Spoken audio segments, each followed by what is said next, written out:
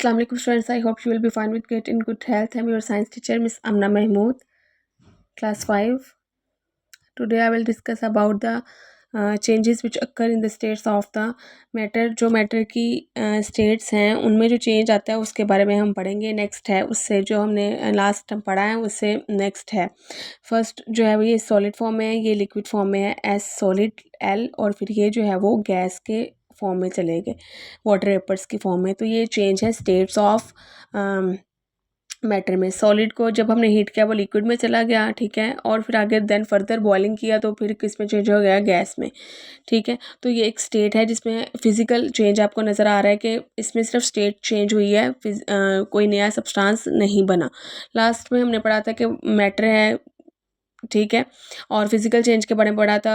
वो चेंज जिसमें जो है वो न्यू सब्सटेंस नहीं बनता उसको हम कहते हैं फिजिकल चेंज है.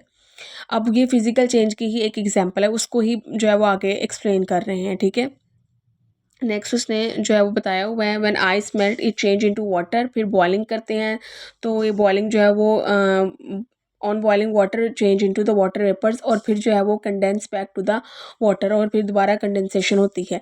ये प्रोसेस हो रहे हैं जिसमें आइस जो है वो चेंज हो रही है वाटर में, ठीक है, और फिर बॉइलिंग करते हैं, वाटर जो है वो चेंज हो रहा है वाटर वेपर्स में, फिर वाटर वेपर्स का कंडेंसेशन होती है. कंडेंसेशन एक ऐसा प्रोसेस जिसमें जो है वाटर दोबारा किस में चेंज हो जाता है, यानी कि लिक्विड वाटर वेपर्स जो है वो किस में चेंज होते हैं, लिक्विड फॉर्म में. तो ये चेंज आ रहा है स्टेट ऑफ द मैटर में, ठीक है. ये आपने जो है वो सारा याद कर लेना है. नेक्स्ट में वो कह रहा है कि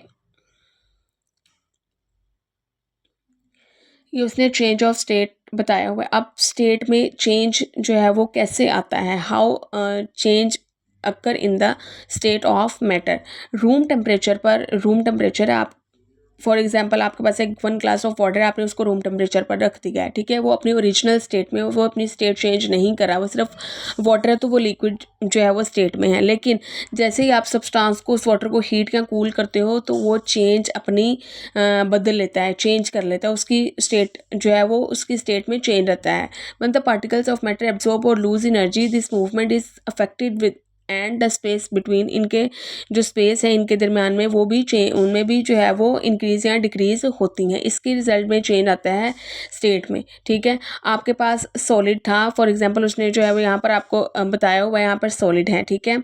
अब वो किस में चेंज हो रहा है, लिक्विड से. लिक्विड में किस में चेंज हो रहा है, गैस में.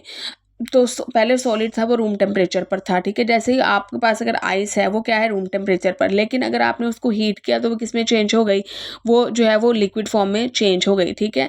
लिक्विड फॉर्म में अब दोबारा आपने उसको हीट किया तो किस में चेंज हो गई, गैस की फॉर्म में. तो ये क्या है, ये चेंज है, आ रहा है स्टेट में, कि एक रूम टेम्परेचर पर कोई जो है वो ओरिजिनल फॉर्म में है अपनी, लेकिन जब आप उसको हीट करते हो या कूल करते हो किसी भी सब्सटेंस को, अगर वो सॉलिड में है, लिक्विड में है, गैस में है, तब देन उसमें चेंज आता है. जब आप उसको कोई एक्सटर्नली कोई फोर्स देते हो, यानी कि हीट करते हो या फिर कूल करते हो. फॉर एग्जांपल आपके पास वाटर है, अगर आप उसको हीट कूल करोगे, ठीक है, फ्रीजिंग के प्रोसेस से गुजारोगे, तो वो जो सॉलिड फॉर्म है, लिक्विड फॉर्म है, 1 ग्लास ऑफ वाटर वो सॉलिड में चेंज हो जाएगा. अब दोबारा उसको सॉलिड फॉर्म से आपने कहना है कि अब मैं इसको जो है वाटर वेपर्स में या गैस की फॉर्म में लेके आना चाहता हूँ. तो वो क्या जो है वो आप उसको निकालोगे, उसको सॉलिड से वो पहले लिक्विड में चेंज होगा, फिर उसको दोबारा हीट करोगे तो लिक्विड से किस में चेंज हो जाएगा, गैस फॉर्म में. तो ये क्या है, ये चेंज आ रहा है स्टेट में, कि आप जो है वो इस तरह इसको